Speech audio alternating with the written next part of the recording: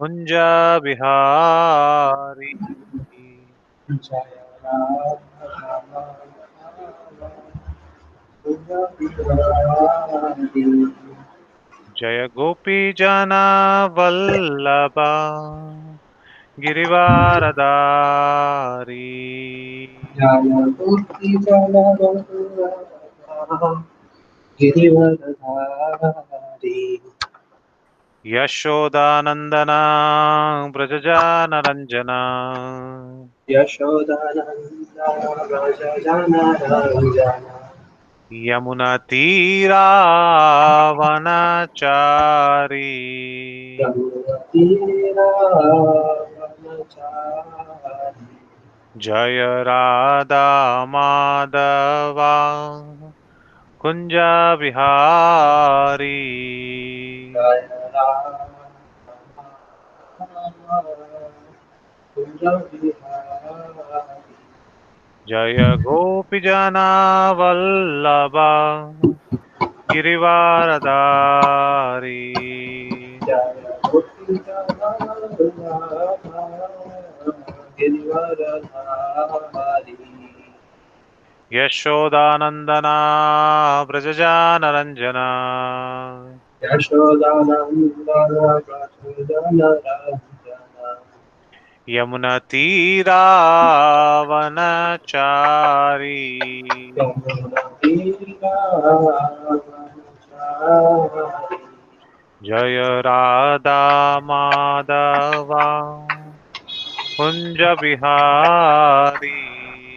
जय राम माधव कुञ्ज बिहारी। जय राधा माधव जय राधा माधव। राधा माधव जय राधा माधव। जय राधा माधव जय राधा माधव राधा माधव जय राधा माधव। जय जय प्रभुपाद प्रभुपाद प्रभुपाद जय जय प्रभुपाद। जय जय प्रभुपाद प्रभुपाद प्रभुपाद जय जय प्रभुपाद। जय श्री श्री राधा माधव की जय। जय जय श्री श्री राधा मदन मोहन की जय। जय श्रील प्रभुपाद की जय। Thank you very much, Ravi. Let's sing the invocation mantras. Om Ajnanatimirandasya Jnananjana Chakshurunmilitam Yena Tasmai Shri Gurave Namaha. Shri Chaitanya Manobishtam Stapitam Yena Bhutale Swayam Rupa Kadamahyam Dadati Swapadantikam. Vandeham Shri Guru Shri Yudapada Kamalam Shri Gurun Vaishnavamscha Shri Rupam Sagrajatam Sahagana Raghunathanvitam Tam Sajivam Sadvaitam Savadutam Parijana Sahitam Krishna Chaitanya Devam Shri Radha Krishna Padan Sahagana Lalita Shri Vishakhan Vitamscha हे कृष्ण करुणा सिंधो दीनबंधो जगतपते गोपेश गोपिका कांत राधा कांत नमोस्तुते तप्त कांचन गौरांगी राधे वृंदावनेश्वरी वृषभानुसुते देवी प्रणमामि हरिप्रिये वाञ्छाकल्पतरुभ्यश्च कृपा सिन्धुभैव च पतितानां पावनेभ्यो वैष्णवेभ्यो नमो नमः।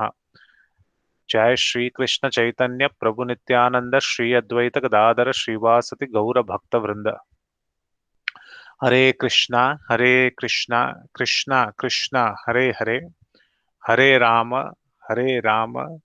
Ram Ram Hare Hare. So welcome once again to this continuing session for especially the Vanar Sena boys and girls, where we are discussing from the 11th canto of Srimad Bhagavatam the beautiful verses spoken by Krishna as instruction to Uddhava, where there is a conversation which is mentioning about Lord Dattatreya, known popularly as the Avaduta Brahmana. He is also known as Dattatreya, but in the Bhagavatam he is referred as the Avaduta Brahmana, who met King Yadu, and he is narrating these pastimes, or he is narrating these not pastimes, he is narrating his personal realization of his 24 spiritual masters, out of which we have seen Mother Earth as a spiritual master for forbearance and tolerance. We have seen Vayu, air, as the all sustaining. And then we have also seen in the previous water as one of the key element of as a spiritual master. So in fact, you had submitted verses for Vayu and water, which we'll go through at the end. During the question answer session, we will speak about a couple of very good verses. In fact, all the verses are very wonderful, but there are some verses which are very nectarian in itself, which you have collected the jewels, the pearls out of the Srimad Bhagavatam. Some of them was very astonishing for me to read, wanted to go back and read. So this is very nice. So also wanted to share with you that every time you send me a document, I send it to Ram Giridhari Prabhu, and we both discuss for some time those particular verses. So it is acting as a great medium. So we are also now contemplating that you are getting all these wonderful verses. Now it is getting closer and closer to get into a book form. So please search high and low whenever you find, and search all the pages of our acharyas or the shastras. Get the most nectarians of the verses, which can go in into the book, which will be very wonderful to see these verses and realizations of how Krishna compares his creations, how we can get instructed by these beautiful verses, and we can get realizations of how the sky is, how the air, how the Vayu, how water, and all these things we can learn very beautifully through these. Through these wonderful verses. So we saw sky last time, and I think we also saw water. Yes, we saw sky and water. And one of the qualities of sky was, what was the quality that we learned from sky? Anybody can say in the chat or can say it over the microphone. What is the principal quality that we saw in the sky? Like earth was for forbearance, air, we saw that it moves through different places but is unchanging in nature. It might carry fragrance or stench, but it is unchanging in nature. Then came the sky, right? Yes, air. Then came the sky. And what did we learn out of sky? Unaffecting nature, correct? Yes, the sky is unaffected. Yes, it's omnipresent and unaffected. It holds everything in itself, but it remains largely unaffected, unflinching by it. That is the sky, and very beautiful examples that we learned. And what about water? What did we learn from water? Anything specific that we learned from water? Purifying agent, absolutely. So we saw many purifying agents which are coming in water, and one of the most purifying agents, the chosen purifying agents within the Vedic Shastras is said one of them is water.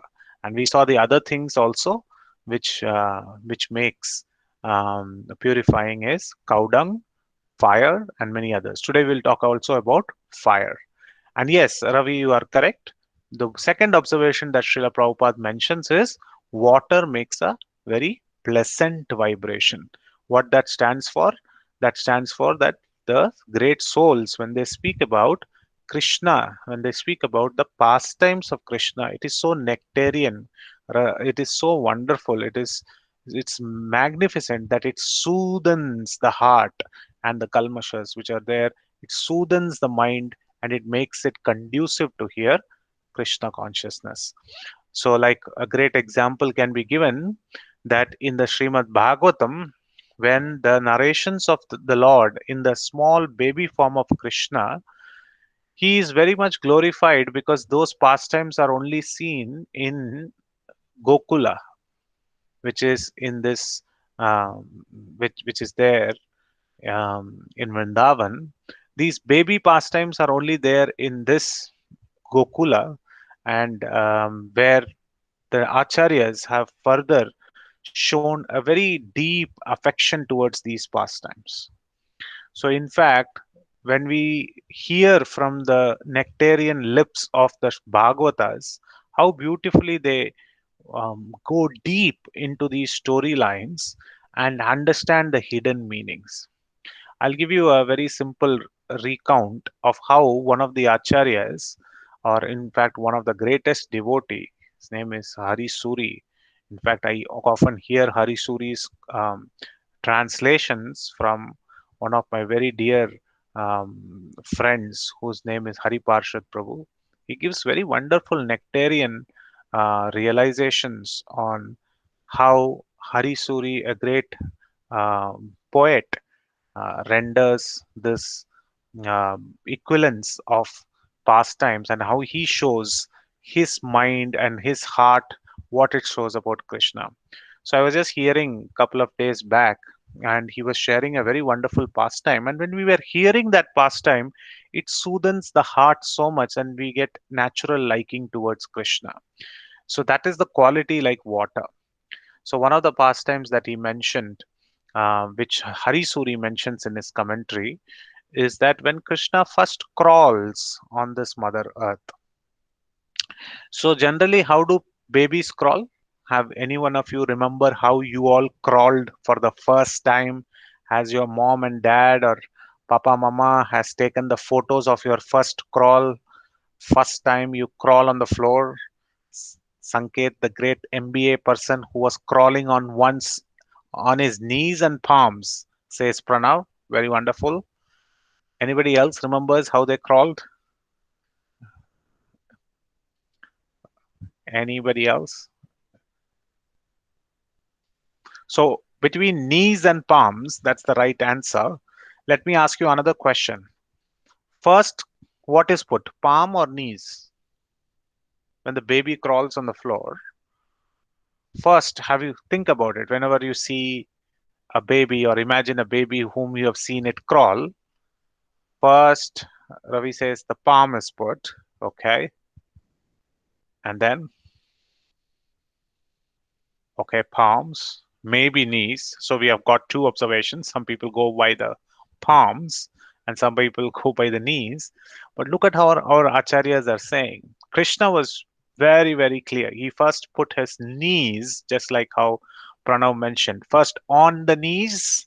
Nowadays, across the world, people are going on their knees to protest against certain happenings.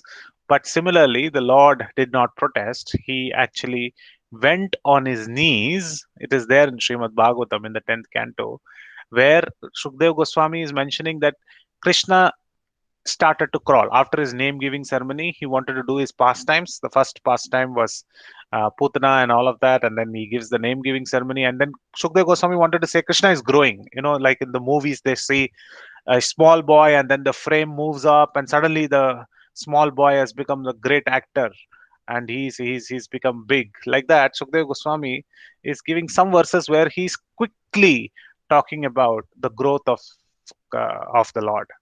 Similarly, Valmiki also in Ramayana gives that how Rama was named as Lord Rama, and then afterwards quickly how he attained childhood and how he became of age 12. Within couple of verses, the entire age of 7 to 8 years is kind of short limited in itself. So here Sukdev Goswami he's saying that Krishna began to crawl. That means that Krishna is getting slowly getting there. He's ready to stand up, and run around the courtyard of Nanda Maharaj. So there he says that Krishna first put his knees, and then he put his hands, and he crawled. Now seems like a very simple verse, right? Krishna crawled on the ground. But then the devotee poets like Harisuri and many others, they give such wonderful realizations. They say that there is a reason behind why Krishna was crawling on the floor. Now you may say every baby crawls on the floor. What is so big about it? But the acharyas are very particular. They are just waiting to write specifically about Krishna. So they said Krishna actually crawled on the floor. Let us analyze this very detailedly. And they are saying, first, what did he do? He did this because couple of um, couple of um, chapters before the advent of Lord Krishna, it was Mother Earth who went and complained to Brahma, saying that I am being burdened by so many adharmic activities which are happened. Hence, I request that the Lord comes and saves us. So here, the Lord is actually going on his knees and going on, then keeping his palms on the ground on Mother Earth, is compared to as if he is caressing Mother Earth on the back, just like she is her daughter. Now, immediately, a couple of questions will come up. Isn't Varaha the one who took her in his tusks, so it becomes his wife? Now, how come wife becomes daughter suddenly, and how come daughter becomes wife suddenly? How is this possible, right? How is that Mother Earth has suddenly become the daughter of the Lord? In fact, in the Srimad Bhagavatam, in the creations itself, in the third canto also, there is a verse where Mother Earth is mentioned as the daughter. In the Sahasranam also, he is called as Jagat Pita. Jagat Pita means he is the father of Jagat.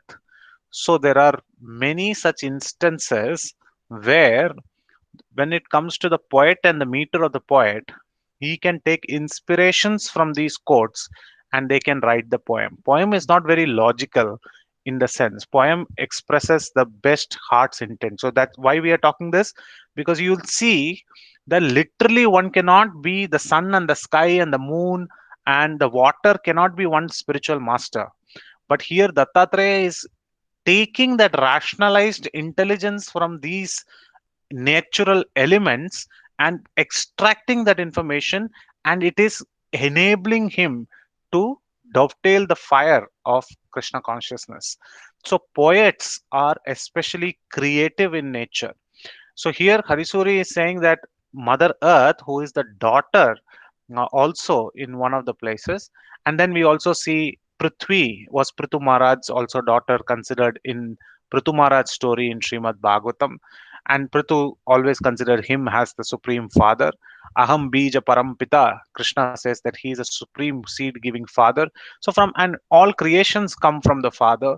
So it is also seen in that respect that he is the daughter. But we should not see, for different pastimes he treats different entities differently, but we should not limit the role of a particular entity only to that relationship. It is to exemplify his beautiful pastimes. So I hope that answers the question. When I was also reading, I first got this question. So anybody who gets this question means they're very interested to learn. That is very good. So the acharyas explain that how he came down on the knees and then kept the palms, because he is caressing Mother Earth and saying, Acha Baba, I know you have gone through a lot of trouble. I know it is very difficult for you. So don't worry about this. So this is one of the meanings that they give. So you see that how very nectarian way they actually put a lens through the verses of Sukdev Goswami of the 10th canto of Bhagavatam, and they go deeper.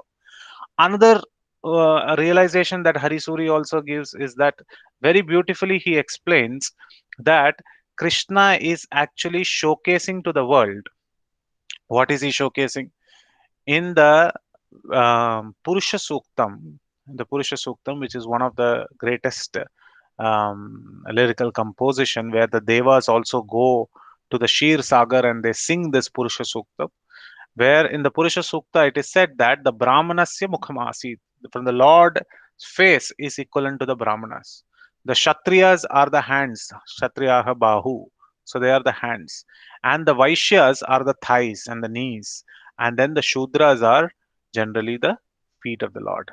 So here Krishna is also getting on his knees first, because first he is saying, I will exhibit my Vaishya pastimes first. In Vrindavan, he will be with Nanda Maharaj and Yashoda Nandan. He will actually execute as a Vaishya first, and later when he goes to Mathura, he will start fighting with his Bahu and everything, and he will establish himself as the king of Dwarka. So he's saying, first I put my knees because I will establish my Vaishya pastimes, and then I'll put my hand because I will establish my wonderful Kshatriya pastimes. So this is how devotees speak. And if you actually hear this narration of Srimad Bhagavatam through this, it acts as a purifying agent. It is so nice to hear. Why we were saying this is, like Ravi said, it makes a very pleasant vibration.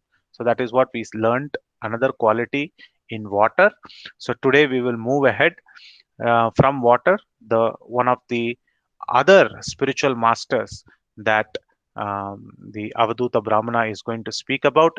This is going to be in the 11th canto of Srimad Bhagavatam. So we will read it. This is on chapter number 7 of 11th canto and 45th verse. Tejasvi tapasa deepto दुरोधर्ष दुरो दुर्धर्षोधरभाजनः सर्वभक्ष्यो अपि युक्तात्मा नादते मलम् अग्निवत् तेजस्वी तपसा दीप्तो दुर्धर्षोधरभाजनः सर्वभक्ष्यो अपि युक्तात्मा नादते malam agnivat. Saintly persons become powerful by execution of austerities. Their consciousness is unshakable because they do not try to enjoy anything within the material world. Such naturally liberated sages accept footsteps that are offered to them by destiny, and if by chance they happen to eat contaminated food, they are not affected, just like fire, which burns up contaminated substance that are offered to it. In fact, this particular verse, so many wonderful pastimes and things are mentioned here which we will try to learn. The first thing Srila Prabhupada mentions in the translation is saintly persons become powerful by execution of austerities. So, austerity is something that is very important. Everybody has to execute some kind of austerity. Austerities lead us more closer to Krishna.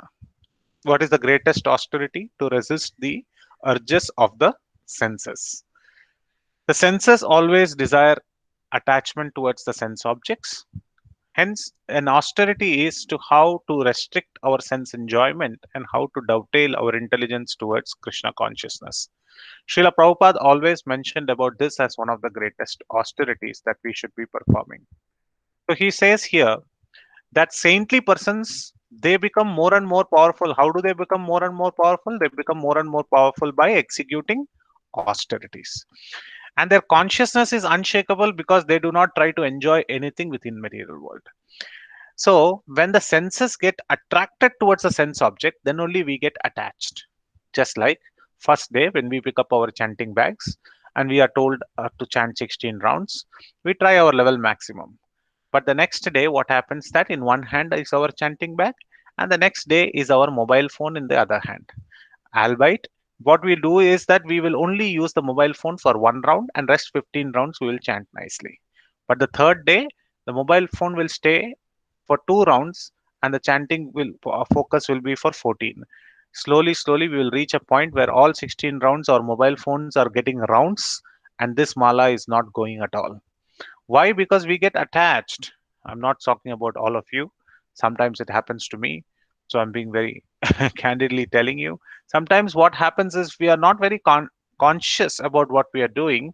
We would naturally get attached to the sense objects and we will lose focus. But the saintly persons are not like that. Their consciousness is unshakable. Why are they unshakable? Because they do not try to enjoy anything within the material world. They keep everything away. I don't want anything in this material world to affect me. Such naturally liberated sages accept footsteps that are offered to them by destiny. Only if it comes by destiny, they will accept such footsteps. Can anyone tell me one example of our Acharya in our succession line who used to accept footsteps only when it used to come to them? Any pastime or any Acharya that you can remember? Yes, Vishakha says Madhavendra Puri. Anybody else? In fact, he is one of the best examples of that particular pastime, where Madhavendra Puri used to only accept if somebody used to come and give prasadam to him. Until one day, Gopal himself came to that place and said, Baba, why are you fasting here? He said, oh, I am fasting because I generally don't ask anything. He says, this is my place, my mother. ensures that everybody gets food here, and he saw that you are sitting here, so he sent me. So it was Krishna bringing him some kheer or some milk for Madhavendra Puri near Govindkund. So whenever we do this Govardhan Parikrama, we remember that place where Madhavendra Puri was sitting, and Gopal himself came and gave darshan and gave him prasadam. So saintly persons are like that. They don't offer, they don't accept, they don't keep thinking that what is gonna come next. Oh, I had my roti sabji now. What is gonna come next? What is for evening? No, they don't hanker for what is going to come next. And Prabhupada will talk about it when he talks about the pigeons. And we'll talk about it more when we talk about the pigeons as a spiritual master and how a grihastha should act in his life. But here, Prabhupada is very nicely saying. Another example is Raghunath Das Goswami. Very correct. In fact, initially he used to beg outside Jagannath Puri. But when later he increased his austerity so much that he never used to ask. Whatever was rejected and thrown in the garbage, you would go and eat. So we are not supposed to imitate that, but we are supposed to understand that saintly personalities, they are not naturally attached to this material world. They are not hankering for footsteps. So here they are actually only offer footsteps when they accept footsteps when they are offered to them by destiny. And they, if at all by chance they eat happen to eat contaminated food, they are not affected. Why? Because just like fire which burns up contaminated substance that are offered to it, so here this saintly quality of burning up of contamination to purity is what is explained here, and the quality element which is actually doing that is fire. So here the fire's quality is it burns. What does it burn?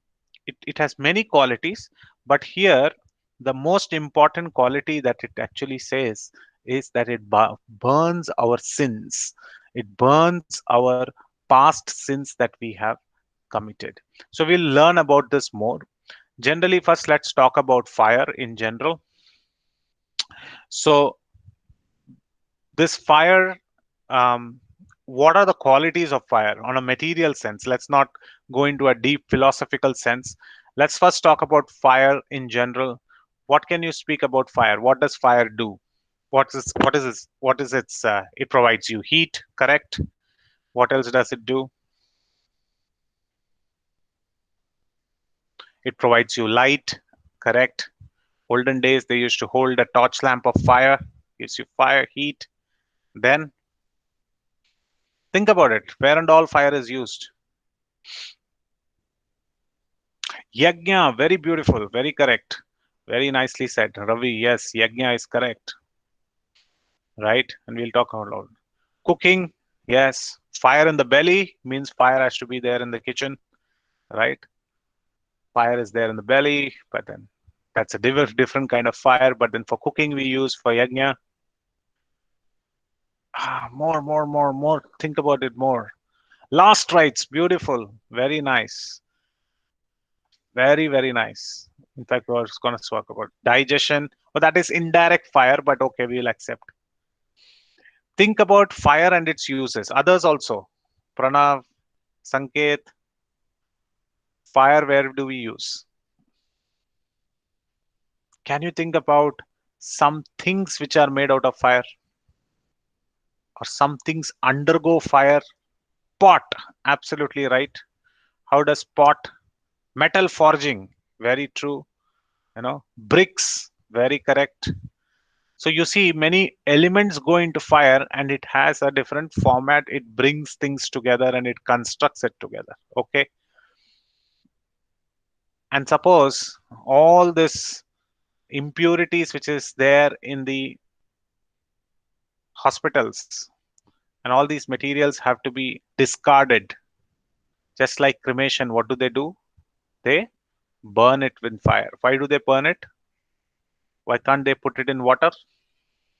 No, fire is one of the purifying agents as well. So fire is used for yajna, for cooking, for last rites, for making things. It gives us heat, it gives us light, and it gives us warmth. And at the same time, it also provides us as a purifying agent. So these are the material qualities of it. But how do we use our rationalized intelligence of seeing all these qualities of the fire and take spiritual understanding? That is how Dattatreya is mentioning about. So first thing, he is actually saying that how we should be attached to austerities. In the austerities, he specifically is mentioning about the palatable footsteps. Now, what happens when you are doing palatable, when you are eating nice palatable footsteps? What's wrong in eating nice palatable footsteps? Any idea? In fact, one of the first shlokas of Nectar of Instruction, anybody remembers? Overeat, so what happens? Anybody remembers the first verse? Atyahara prayashascha prajal vacho vegam manovegam. Hmm. That is the first verse. What about the second verse? Atyahara prayashascha prajalpo niyamagraha janasangasya lohnimsas. Overweight. Yes, absolutely right. So when we eat more and more palatable stuffs, we become not only overweight, and it becomes very difficult to shed it off in the gym. What also happens is it puts a lot of pressure on our lower senses, which are the genitals and others. It increases lust and sexual desires, due to which the saintly person loses the capability of austerities. So that's why he only accepts food when it is offered to him, and he does not constantly think about it, because it takes you away. That means overeating takes you away from Krishna consciousness.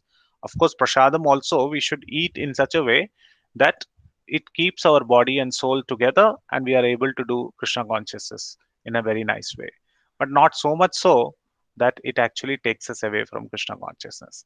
So here it actually corrupts the mind if we eat more than what is required. But then here what it is trying to say is that our mind always looks for allurements. It looks always looks for other motivations or other things that we would like to have. So when the Maya produces all these allurements in front of us, because of our austerities, our saintly persons are not affected by it. Like Haridas Thakur was not affected by the allurements of the Maya. Like Lord Ramchandra's greatest example is given, that he always took the Ekapatni Vrata. So much so that his character was very visible. When Ravana fell dead, he was standing right next to Ravana, having been victorious in the battle. At that time, the news went into the chambers, palace chambers of Ravana, that Ravana has been killed. And Mandodari was weeping and was very sad for her husband, because she had warned him that don't touch Sita, don't bring Sita, it will bring the greatest calamity to me, and I will become a widow. And now that day had come when Ravana was slain on the battlefield. So she came running and she was weeping and she was running and coming. And when she was running and coming, at that time, Lord Ramchandra was sitting on a boulder, and he saw a shadow of a lady approaching pretty quickly towards him. He didn't even see that it was a lady. Even he did not know that it was Mandodari. He just saw the shadow and he understood it might be it is of a lady, and it was approaching him, and that shadow of that lady was about to touch the shadow of Lord Ramchandra. And what Ramchandra did was he took 3 steps back so that his shadow and her shadow does not touch. Looking at that, Mandodari accepted the fact that you are such really a great personality, because lust is something that is not existing in you, oh my lord. And hence you are very supremely austere. At the same point of time, you are the bestower of all good qualities. And there she tells that Ravana had this particular quality of lust in his heart, because he was overindulged in many of the activities and overeating in many of the activities. And we see overeating of Ravana in one of the particular places in Sundarakanda, where Hanuman goes and he's searching for Sita, and he sees in the kitchen department, he sees many things kept in jars. As monkeys, they are very interested to see what is there where. So in fact, Valmiki mentions very obnoxious things which are kept in the jars. One pickle is made of peacocks, Mayura Bhakshanam. In fact, even in India, for a long time, people used to eat peacocks. They used to put that in salt jars, and they used to make peacock pickles. It was not a brand, it was peacock in a pickle jar. So much so that India started losing all the peacocks, and then they made it a national bird. So now nobody attacks the peacock. But in Sri Lanka and many other places, the Rakshasas used to consume huge amount of wild boar and peacocks and all of this. And because of such overeating, lust develops uncontrollably, due to which the demise of Ravana is clearly explained. So Srila Prabhupada here in this shloka explains that how saintly persons are unaffected by these palatable foods. So the one other quality is that even if they are performing these austerities are like the fire. It burns the very sin that one might get, because it is a purifying agent in itself. And Lanka में corona हुआ था कि नहीं हुआ था, I need to check, right? So definitely, maybe they were eating so many different things, the whole race got destroyed. That's a good question.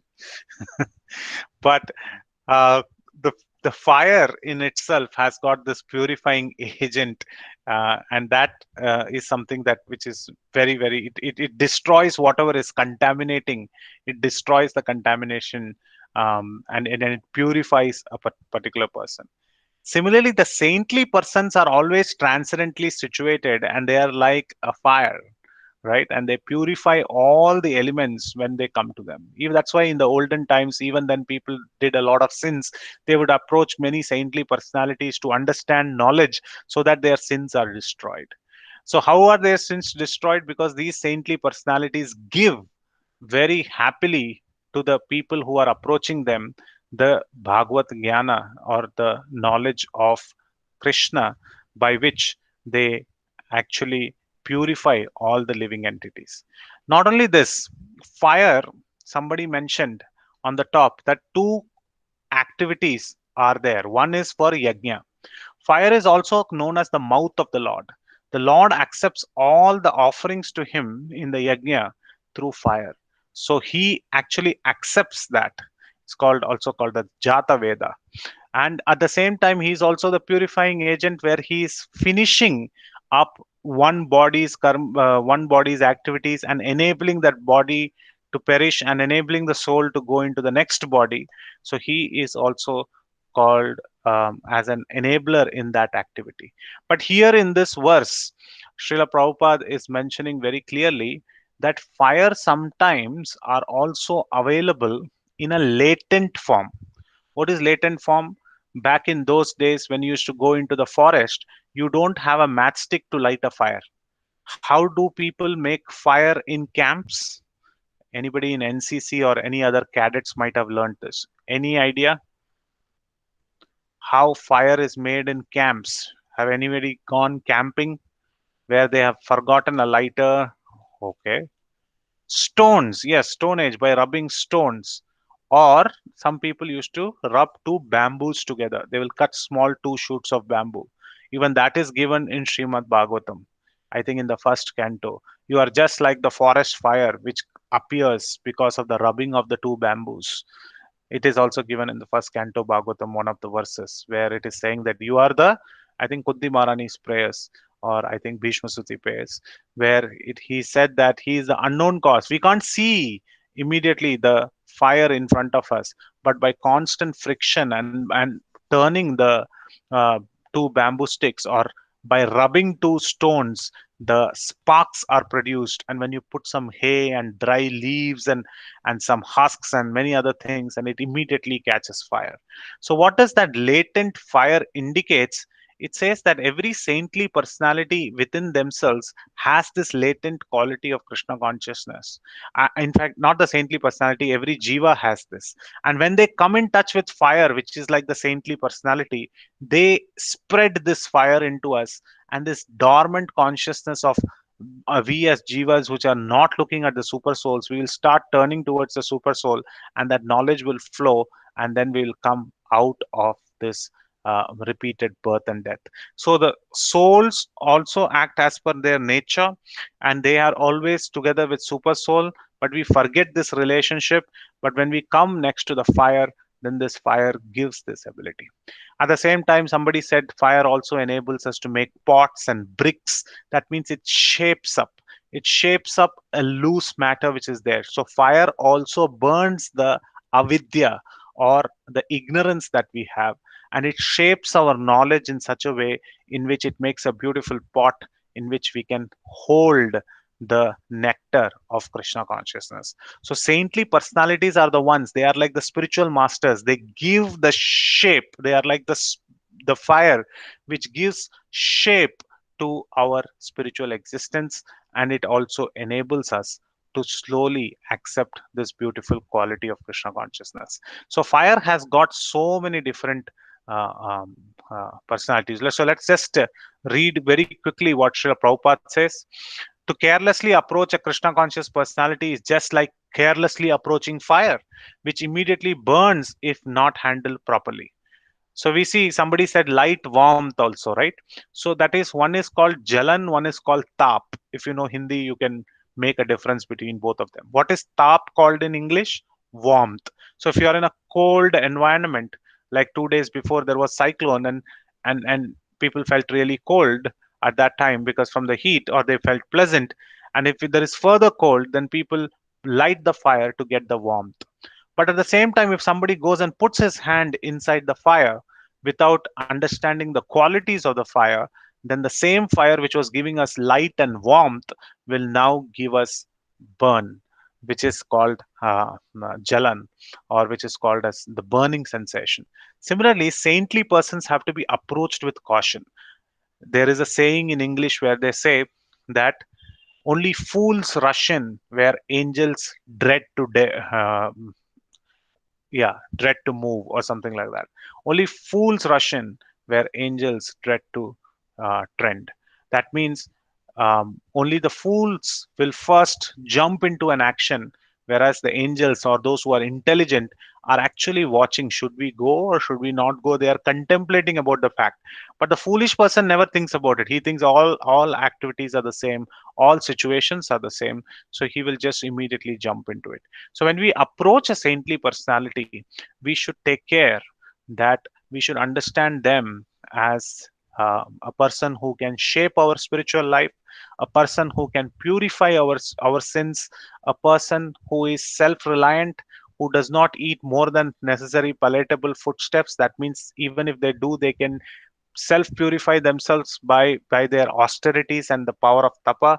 So, and they are latent, they can revive our latent consciousness, or our dormant consciousness of Krishna conscious, which is in our hearts, but we are not realizing that. So all these qualities are the ones which are helping us to understand that the fire is also a spiritual master which is teaching us a very good quality. Then the other factors, we'll just quickly read the translations of whatever we discussed right now. Kvachit channa kvachit spashta upasya shreyamichhatam bhunkte sarvatra dhatranam dahan prak uttara bhamshuvam. A saintly person, just like fire, sometimes appears in a concealed form and at other times reveals himself.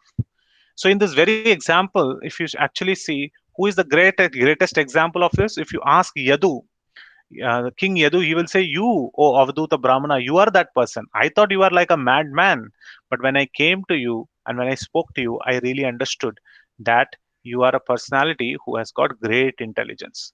Can anybody tell me one more examples where a king? I'll give you a clue. This is like a quiz, where a king thought that this person is a fool, but after some time they got to know he's such a great personality. Name the person, name the king, and also the person. Yes, Jada is the right answer. What is the name of the king? Rahuguna. Absolutely right. So the name of the king was Rahuguna, and the other person was Jada.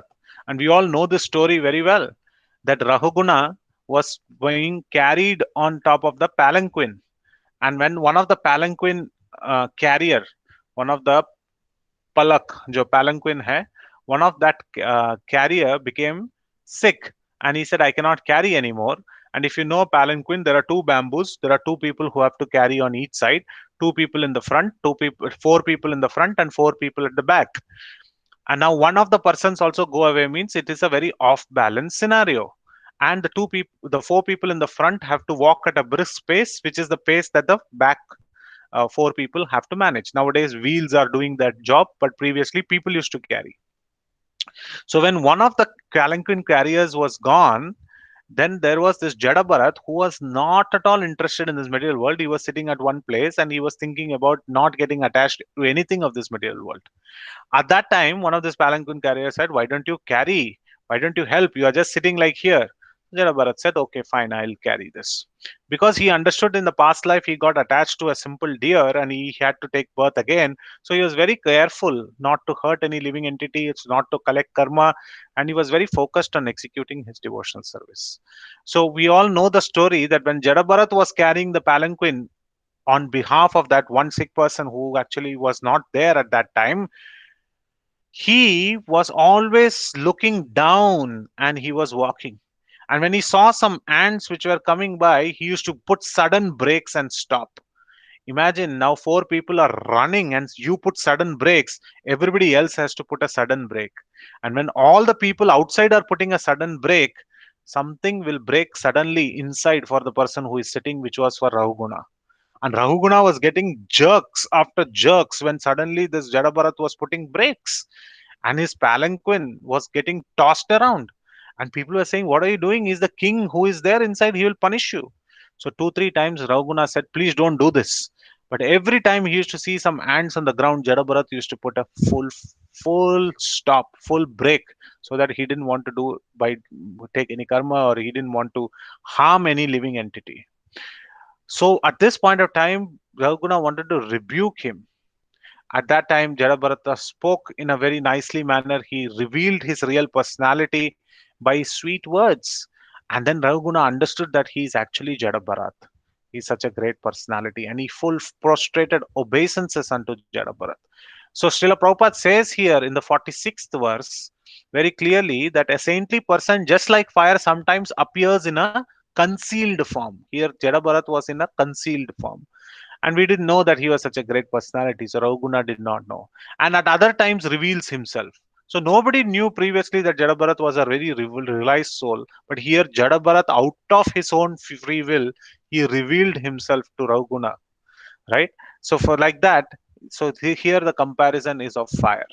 For the welfare of the conditioned souls who desire real happiness, a saintly person may accept the worshipable position of spiritual master. And thus, like fire, he burns to ashes all the past and future sinful reactions of his worshippers by mercifully accepting their offerings. This is why we do Vyasa Puja. We do this Vyasa Puja of our spiritual masters, even in the ISKCON tradition, and we do Vyasa Puja for Srila Prabhupada because this is what he does. Because he, as a spiritual master, just like the fire, he accepts our offerings and burns the very sinful reactions that we have. A saintly person may accept the worshipable position of spiritual master, and thus, like fire, he burns to ashes all the past and future sinful reactions of his worshippers. Now, the Christianity mission also, if you see, it works on the same similar principle because they see Jesus Christ as their spiritual master. And that's why many times Srila Prabhupada mentioned as Jesus Christ also as one of the great Vaishnavas. For others' sins, he accepted that particular state. So this verse is a direct mention of such great spiritual masters. So here, fire is an example and fire is given further quoting. So let's just go ahead. The last two verses also mention about fire where he mentions just as fire manifests differently in pieces of wood of different sizes and qualities, the omnipotent supreme soul, having entered the bodies of higher and lower life forms created by his own potency, appears to assume identity of each. So here we talked about how the fire enables the soul to transmigrate and at the same point in time enables it to achieve different forms of life. So the next one that Srila Prabhupada says, very beautiful purport again. The various phases, I think the next one he talks about the moon, but the previous one where he says, although the Supreme Lord is within everything, everything is not the Lord. By the mode of goodness, the Lord creates the exalted material bodies of demigods, brahmanas, and expanding the mode of ignorance, he similarly creates the bodies of animals, shudras, and other lower forms of life. So we see that these various different bodies are accepted by the soul, but the super soul is there always with them, and hence the spiritual master, who is compared to as a fire, accepts our offerings and brings us to this level of Krishna consciousness. So Dattatreya here is actually seeing fire as one of his main spiritual master, by which we can learn so many qualities, and we can understand that saintly persons are like the fire, who can purify us of our sins, who can shape us in our knowledge, and who can enable us to reach back to Krishna. So, with that, we will come to an end here. We'll stop here on fire because we'll not have time to discuss about moon, but we will take some questions, and we'll also read some of the shlokas which you have submitted yesterday. One or two of them, not all of them, but I would highly encourage. I hope you are circulating this file amongst yourself also, because everybody should see what wonderful verses have come in. So if you have not, please, I think you have a group of Gita Club. Please do circulate this particular Word document of all these different verses that you have collected within your group, so that you can read through as well. Thank you very much. Srila Prabhupada ki jai. Any questions or comments or clarifications we can discuss? Hare Krishna.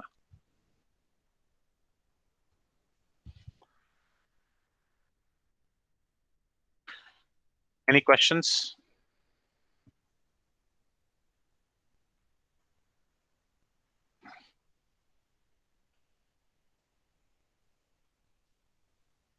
No questions? Okay. Then let's just read on sky and water. And I'm not sure if I can present. I wanted to also, yeah, I can present. Uh, okay. Can you guys see this?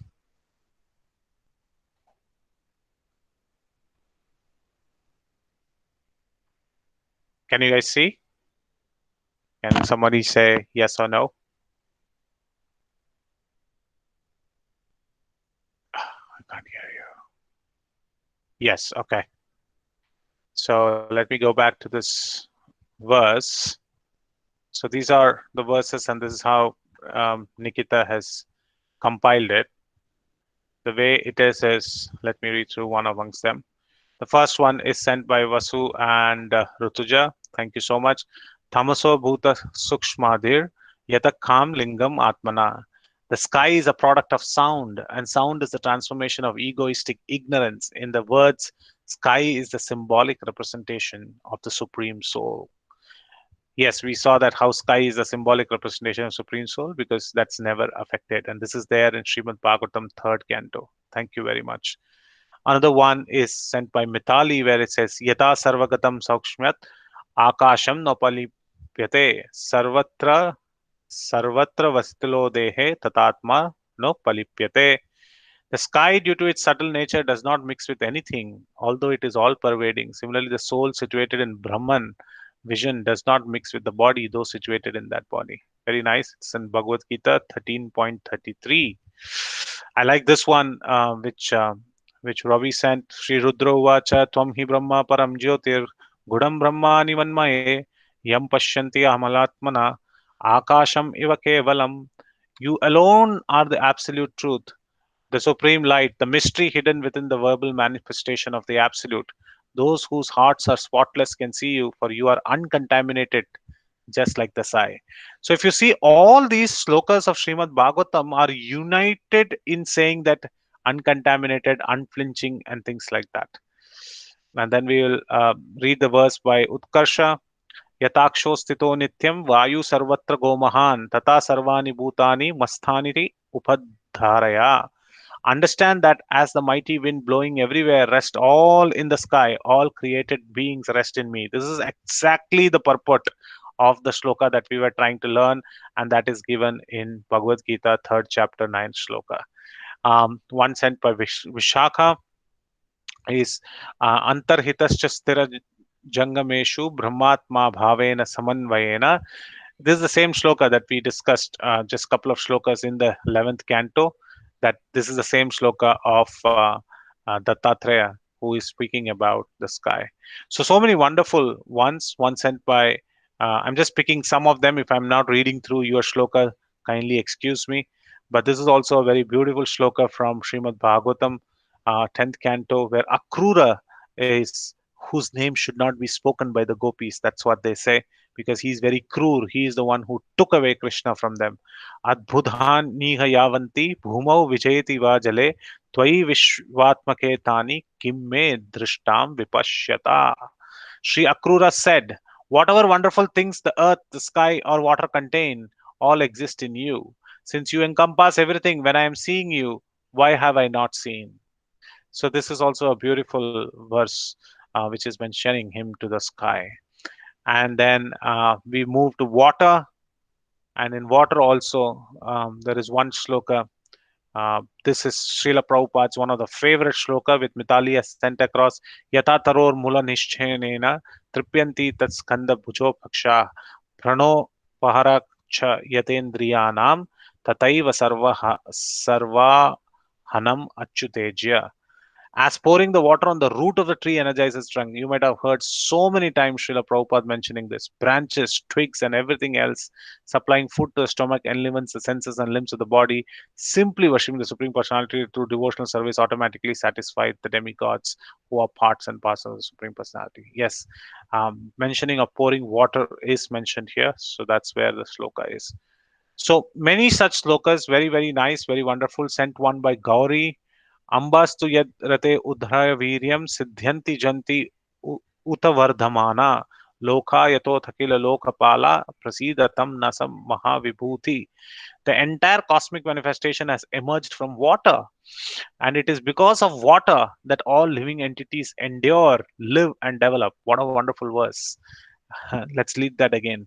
The entire cosmic manifestation has emerged from water, and it is because of water that all living entities endure, live, and develop. This water is nothing but the semen of the Supreme Personality of Godhead. Therefore, may the Supreme Personality, who has such great potency, be pleased with us. So, we see here everything is coming from water, and Mother Earth has water. And this verse can be also a kind of a little extracted information of how Lord Krishna sees Earth as a daughter, for somebody who asked the question. And finally, we see one from Sanket, the most wonderful verse from Bhagavad Gita, which we all realized on Tuesday, or when we were not even drinking a drop of water. Rasohim apshu kaunteya prabhashmi shashishurayo pranava sarva vedeshu shabda khe parashum nrishum. O son of Kunti, I am the taste of water, the light of the sun and the moon, which is going to be our next spiritual masters, the syllable Om in the Vedic mantras, and I am the sound in ether and ability in a man. So many wonderful, wonderful shlokas everywhere. Thank you very much. Uh, Maybe the screen sharing would have stopped, but those were very wonderful shlokas which were mentioned. I just wanted to read them out. Please share it with amongst yourself. It is very nice to read these shlokas, meditate upon them, and then come back, and when we compile them into a nice book with nice illustrations, it'll be very wonderful to see how we can progress from there. Thank you very much for giving this opportunity. I hope everybody will now collect verses on that one topic. You will find so many of them in Srimad Bhagavatam and many others. But again, I urge you, please try to find the meaning of fire in the sense of purifying, in the sense of the examples that we saw. Purifying, in the sense of providing knowledge, in the sense of enabling it to go from one state to another, in terms of transferring fire like knowledge. These are some of the activities that you can discuss and give examples of fire. So I will meet with you again next Sunday. Thank you very, very, very much. Srila Prabhupada ki jai. Grantraj Srimad Bhagavatam ki jai. Nitai Gaur Premanande. Hari Hari Bol. Hare Krishna.